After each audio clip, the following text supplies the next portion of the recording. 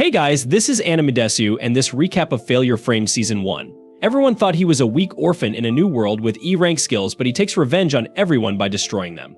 Mimo was a troubled kid who got abused in his own house by his mother's new boyfriend after his father's death. The poor kid got beaten up every day while getting barely anything to eat. As he cowered in the corner, covering himself, his horrible mother watched television, ignoring his shouts of pain.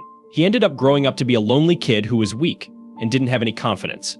He wakes up from a nightmare of getting beaten up by his stepfather when he hears the bully of his class, named Sho, messing with a nice girl named Ya. He takes away her book and waves it around in the air, making fun of her for reading girly novels because this negative imbecile can't understand that a girl will read girly novels. Mimo imagines how, in a TV show, he would stop the bullying and win everyone's admiration, but he knows that in reality, no one on the bus cares. If he stands up for her, his weak frame will only get him beaten up. Most popular students support Sho, while the others laugh along to avoid being targeted. The teacher is useless, asleep, as Sho relentlessly demands the girl's phone number. Before he realizes it, Mimo stands up, looking Sho in the eye, and tells him to leave Ya alone. Sho laughs, calling him a sissy and weak, when suddenly Kiri, the most popular guy in class, tells Sho to give the book back. Sho obeys and returns the book to the girl, then moves on to bully another nerd, Yasu. Mimo questions why he stood up for Ya, an unusual act for him, but before he can dwell on it, everyone on the bus is transported to a different world. They are all utterly bewildered as they stand in a completely unknown place while a hot goddess stands atop a bridge and introduces herself as the goddess Vizai. She explains that every time the threat of a demon king appears, the kingdom of Alan summons brave warriors from a different world to defend their kingdom. 200 years ago, the demon king almost demolished their entire kingdom, but thanks to some heroes, the demon king was soundly defeated, and the entire demon army was destroyed. Unfortunately, the Demon King has been resurrected, which is why they have all been teleported to this world to fight as the new heroes who will put an end to the Demon King. The students are utterly confused as they wonder whether they are dead or if it is some kind of prank. Their teacher tells them to stay quiet and instructs them to hear what the goddess has to say.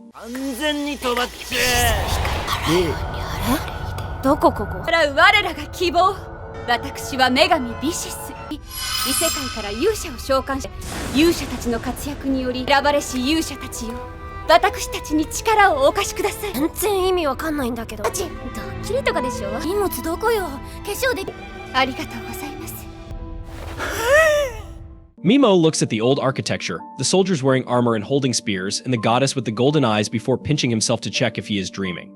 Kiri ends up speaking and asks the goddess what will happen if they don't cooperate with her, to which the goddess smiles and claims that she won't be able to send them back to their world. Kiri asks whether there really is a way to go back, and Vizai replies that there is a reverse summoning ritual which can send them back, but to get that, they will have to kill the Demon King, as they will require a special part called the Evil Element, which will only drop if he dies. Sho screams at her for calling them to a new world without giving them a choice and refuses to help, but Vizai goes down on one knee and begs them to help save her kingdom from destruction. Ya speaks up and tells the goddess that they are just humans who can't really do anything, but Vizai promises that they have abilities that they had no idea about. Sho still thinks that all of this is a joke, so Vizai decides to prove it and calls forth a prisoner of war and a giant demon dog. She lets the giant demon dog loose, and it immediately lunges at the prisoner before killing him. Some of the girls are horrified at this and fall to their knees while Vizai looks at the demon before chanting a spell and completely blasting the monster into flames, removing it from existence. She calls the students forward and tells them that they are going to measure their latent abilities one by one. All the students walk up to a crystal ball and check their abilities as it glows in different colors. After the nerds were through, Sho walks up to the crystal, and as soon as he puts his hand over it, it starts glowing a bright red color. The goddess looks happy and claims that he has a rank skills. Finally, Kiri goes ahead, but as soon as he puts his hand over the ball, it starts glowing a bright golden before exploding. After that, Ya heads up, and even she turns out to be a rank. After some more students, another girl walks up who turns out to be a rank. The guards are completely shocked as Vizai explains that even one a rank individual is considered extremely lucky, but to have 3 a ranked people is unreal. Finally, Mimo walks up to the crystal, but when he puts his hand over the ball, it starts glowing a dim purple color. The goddess doesn't even give him a second thought and tells the next person to come up. Mimo tries to ask what rank he is, but she completely ignores him, so he walks away, realizing that even in this world he is going to stay a background character. After that, Yasu, the nerd, walks over to the crystal, who turns out to have a special dark ability inside of him which another dark hero possessed a while ago and became the strongest. Finally, everyone checks their stats as the goddess tells them that they also have a personal ability which varies from person to person before telling them that they have to perform a critical ritual now. She calls Mimo to the front, and he is immediately pushed by a guard. She sends him below in a dark pit and claims that Mimo is E-ranked, which is the lowest in the entire class. Historically, E-ranked people have caused a lot of trouble, so they are usually killed. But since this time they got so many amazing heroes, she will give the E-ranker a chance to save his life, and he will be sent to the Abandoned Ruins, which is a dungeon far away where criminals and monsters are sent. She tells him that if he manages to survive, they will leave him alone and he will get the right to live, otherwise he can kiss his life goodbye. Mimo tries to argue, claiming that he can get better. But the goddess replies that he falls into the category of failure frame, which means that his stats are so low that even after training his ass off, he cannot get better. He gets pissed off and tells the goddess that he never chose to come here, he was summoned against his will and now is being disposed of. But Kiri cuts him off and tells him that he is wasting everyone's time as the girls are already tired while everyone agreed with him. Mimo falls to the ground defeated when Yasu walks up to him.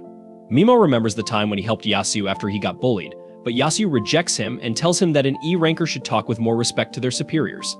Mimo loses all hope as the goddess commences the ritual and throws a leather bag as his special item, which is completely useless. Ya tries to defend Mimo by saying that this is wrong. Frustrated beyond belief, he raises his arm and uses the paralyze spell at the goddess, who easily manages to block it before calling Mimo a loser for even trying to hit her with his E-ranked skills.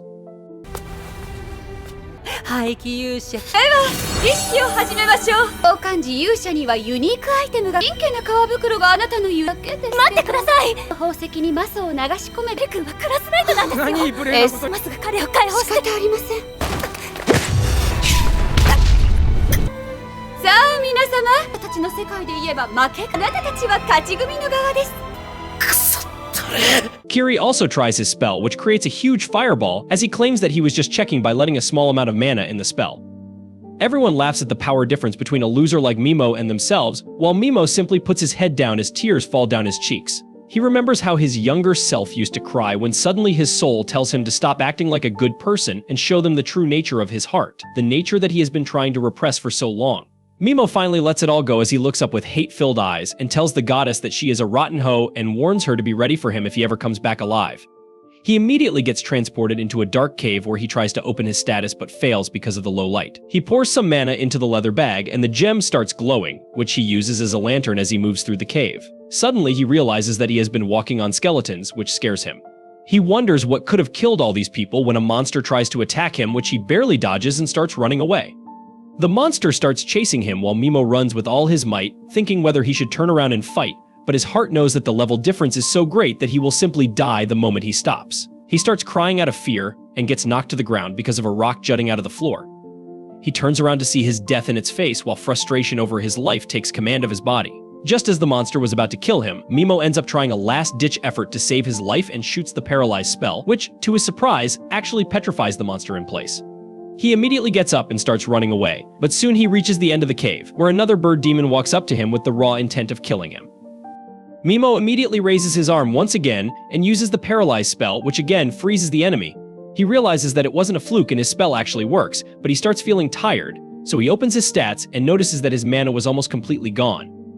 He realizes that he has another skill left, so he tries to cast a poison spell on the monster, which works very well as the demon starts turning black and bleeding from its body. Mimo sits down on the cave floor, wondering why his spells are being so effective against these demons, when suddenly he hears something behind him.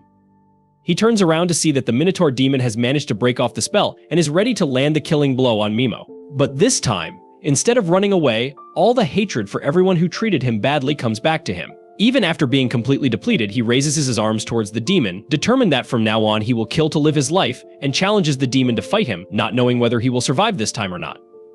This is the end of Failure Frame Episode 1. Thank you so much for staying on this channel and watching our videos. Don't forget to like this video and subscribe to our channel so we can keep you updated with our latest content. See you in the next video.